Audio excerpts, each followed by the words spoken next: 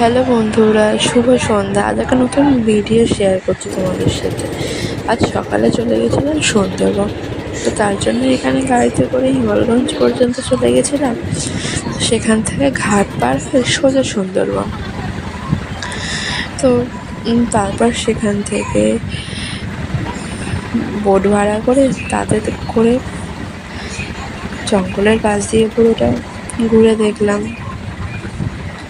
এই সাইডটা কত দূর?